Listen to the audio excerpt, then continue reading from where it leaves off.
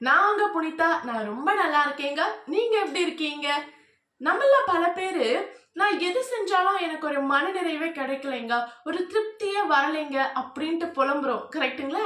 ஆனா இந்த மனநிறைவு எப்பங்க வரும்?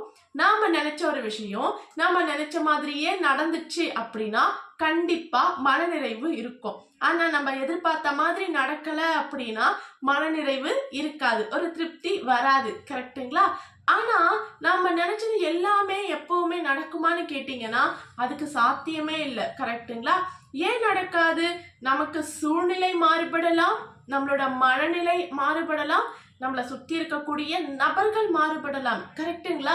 அப்படி இருக்கிறப்போ நான் நினைச்ச மாதிரி தான், நான் எதிர்பார்த்த மாதிரி தான் நடக்கும் அப்படின்ட்டு யாராலையுமே சொல்ல முடியாது. நினைப்பதெல்லாம் நடந்து விட்டால் தெய்வம் ஏதுமில்லை. இதுதாங்க உண்மை. நாம நினைச்சதுதான் நடக்கும் அப்படிங்கிறத யாராலையுமே சொல்ல முடியாது. ஆனா இந்த 3 விஷயமும் நமக்கு சாதகமா இருக்கும் பொழுது கண்டிப்பா அது நடக்கும். நம்ம எல்லாருமே நம்ம வாழ்க்கையையும் அடுத்தவங்க வாழ்க்கையையும் கம்பேர் பண்ணி பார்க்கிறோம். என்னோட ஃப்ரெண்ட் சொல்றாரு, நானும் இதே தான் படிச்சிருக்கேன், அவனும் இதே தான் படிச்சிருக்கான் இன்னொருத்தர். கரெக்ட்டுங்களா? ஆனா அவன் செட்டில் ஆயிட்டான், ஆனா நான் இன்னும் செட்டிலே ஆகல அப்படின்னு சொல்றாரு. இதுல எந்த அளவுக்கு அவர் ஒரு தவறான புரிதலோட இருக்காருன்னு பாருங்களேன். ஏன்னா இவரோட வாழ்க்கை சூழ்நிலை வேற, இவரை சுத்தி இருக்கக்கூடிய நபர்கள் வேற, இவரோட மனநிலை உடல்நிலை இது எல்லாமே வேற. அவருக்கும் அதே மாதிரி தான். அப்படி இருக்கிறப்போ வெறும் படிப்பை மட்டும் வச்சுக்கிட்டு அவன் முன்னேறிட்டான் நான் இன்னும் முன்னேறல அப்படின்னு சொல்றது சுத்தமான தவறான ஒரு விஷயம். கரெக்ட்டுங்களா? ஏன்னா நாம எந்த அளவுக்கு ஒரு விஷயத்துல ஸ்ட்ராங்கா இருக்கோம், நம்ம மைண்ட் செட் எப்படி இருக்கு, நம்மளை சுத்தி இருக்கக்கூடிய நபர்கள் இவங்க எல்லாருமே காரணமா தாங்க இருப்பாங்க. ஏன்னா இந்த வாழ்க்கையில நம்ம யாருமே அடுத்தவங்களை டிபெண்ட் பண்ணாம இருக்கவே முடியாது. டிபெண்ட்ஸ் மீன்ஸ் என்னன்னா ஒரு அடிமை அந்த மாதிரி நான் சொல்ல வரலைங்க. நம்ம எதுக்காக வாழறோம், எதுக்காக உழைக்கிறோம், எதுக்காக சாப்பிடுறோம், இது எல்லாமே நம்ம கூட இருக்கிறவங்களுக்காகவும் தானே செய்யறோம். அப்படி இருக்கிறப்போ நம்மளை சுத்தி இருக்கக்கூடிய நபர்கள் ரொம்ப இம்பார்ட்டண்டா வராங்கல்ல. சோ அவங்களோட மனநிலை எப்படி இருக்கு, அவங்களோட புரிதல் நம்மளை பத்தி எப்படி இருக்கு, இது எல்லாமே நம்ம செய்யக்கூடிய செயல்கள்ல எஃபெக்ட் ஆகும். ஓகேங்களா? அப்படி இருக்கிறப்போ இது எல்லாமே நமக்கு சாதகமா இருக்கு அப்படின்னா நம்ம செய்யக்கூடிய செயல்கள்ல மனநிறைவு அப்படிங்கிறது சுலபமா கிடைக்கும். இன்னொரு விஷயம் என்னன்னா, அப்போ எனக்கு மனநிறைவே கிடைக்காதா, எனக்கு எல்லாமே நெகட்டிவா இருக்கு, எனக்கு மனநிறைவே கிடைக்காதா அப்படின்னு கேட்டீங்கன்னா இங்கதான் நம்ம ஒரு விஷயத்த நல்லா புரிஞ்சுக்கணும். எனக்கு எல்லாமே நெகட்டிவா இருக்கு, எனக்கு மனநிறைவே கிடைக்காதா அப்படின்னு கேட்கிறோம் இல்லைங்களா, அங்கேயே முடிஞ்சு போச்சு வாழ்க்கை.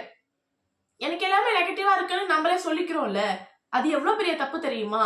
நம்ம வாழ்க்கையில சின்ன சின்ன சின்ன விஷயங்கள்ல கூட மனநிறைவே பார்க்க மாட்டேங்கிறோம். அதனாலதான் நமக்கு எந்த ஒரு பெரிய விஷயத்திலயுமே மனநிறைவு கிடைக்கல. இந்த புரிதல் நம்ம பல பேருக்கு கிடையாதுங்க. சின்ன விஷயத்துல மனநிறைவை பாருங்க. இன்னைக்கு போன உடனே பஸ் கிடைச்சிச்சா, மனநிறைவை பாருங்க. ஏதோ சின்ன விஷயம் பண்ணி ஆபீஸ்ல நல்ல பேர் வாங்கிட்டீங்களா, மனநிறைவை பாருங்க. உங்க ஒய்ஃப் உங்க ஹஸ்பண்ட் நல்லா சமைச்சிட்டாங்களா, மனநிறைவை பாருங்க. சின்ன சின்ன விஷயத்துல மனநிறைவை பாருங்க. எல்லாத்துலயும் குறைய பார்க்காதீங்க. குறைய பார்க்கும் பொழுது அது பழகிடுங்க. எல்லாத்துலயும் மிஸ்டேக்ஸ் மட்டும்தான் மைண்ட்ல தெரியும், ஒரு சாட்டிஸ்பேக்ஷனா இருக்காது. சின்ன சின்ன விஷயத்த மனநிறைவை பழகும் பொழுது ஒரு பெரிய விஷயத்துல ஏதோ சின்னதா தப்பு நடந்து போச்சு அப்படின்னா கூட நீங்க அதை ஏத்துப்பீங்க. அந்த மனநிலை மனப்பக்குவம் உங்களுக்கு வந்துடும். மனப்பக்குவம் யாருக்கெல்லாம் தெரியுமா இருக்காது? எதுக்கு எடுத்தாலும் கோவப்படுறது, ஒரு புரிதல் இல்லாம பேசுறது. கரெக்டுங்களா? யோசிக்க மாட்டோம். அந்த ஒரு கணத்துல நம்ம நினைச்சதுதான் நடக்கணும் அப்படின்னு நம்ம நினைப்போம். இது எல்லாமே இருந்துச்சுன்னா கண்டிப்பா சாட்டிஸ்பேக்ஷன் இருக்கவே இருக்காது, மனநிறைவு கிடைக்காது, ஒரு திருப்தி கிடைக்காது. குட்டி குட்டி குட்டி விஷயத்துல நீங்க ஒரு மனநிறைவை ஒரு திருப்தியை அனுபவிக்கணும். அப்பதான் பெரிய விஷயங்கள்ல உங்களுக்கு மனநிறைவு கிடைக்கும். கரெக்டுங்களா? டெய்லி லைஃப்ல யோசிச்சு பாருங்க, சின்ன சின்ன விஷயத்துக்கு. ஓகேங்களா? ஏன்னா மனநிறைவு அப்படிங்கிறது ரொம்ப பெரிய விஷயங்க. சில பேருக்கெல்லாம் வாழ்க்கை வெறுத்துப்பட, என்னடா இது, எது செஞ்சாலும் செட் ஆக மாட்டேங்குது, ஒரு திருப்தியே கிடைக்க மாட்டேங்குது, ஒரு சாட்டிஸ்பேக்ஷனே இருக்க மாட்டேங்குது அப்படின்ட்டு. ஏன்னா அவங்க உண்மையா இருக்கக்கூடிய அந்த வாழ்க்கையில சின்ன சின்ன விஷயங்கள்ல மனநிறைவை அவங்க பார்க்கல, அதனால அவங்களுக்கு கிடைக்கல. ஓகேங்களா? பழகி பாருங்க. இனிமே டெய்லி உங்களுக்கு என்னெல்லாம் நடந்தது இன்னைக்கு, ஒரு சாட்டிஸ்பேக்ஷன் உங்களுக்குள்ள, பரவாயில்ல எனக்கு திருப்தியா இருக்கு, மனநிறைவா இருக்குன்னு சொல்லிக்கோங்க. சொன்னீங்கன்னா கண்டிப்பா வாழ்க்கை சூழ்நிலை மாறும். கம்பேரே பண்ணாதீங்க உங்கள் வாழ்க்கையை இன்னொருத்தர் வாழ்க்கை கூட.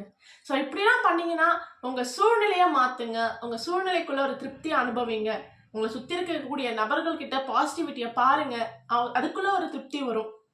ஓகேங்களா? மைண்ட் செட்டை ஸ்ட்ராங்காக பண்ணுங்க.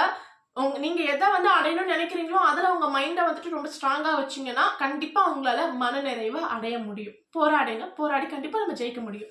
ஸோ இந்த ஒரு வீடியோ உங்களுக்கு பிடிச்சிருக்கும்னு நினைக்கிறேன். பிடிச்சிருந்தா லைக் பண்ணுங்க, அண்ட் உங்களோட கருத்து ரொம்ப முக்கியம். கமெண்ட் பண்ணுங்க, முடிஞ்சா சப்ஸ்கிரைப் பண்ணிடுங்க. தேங்க்யூ.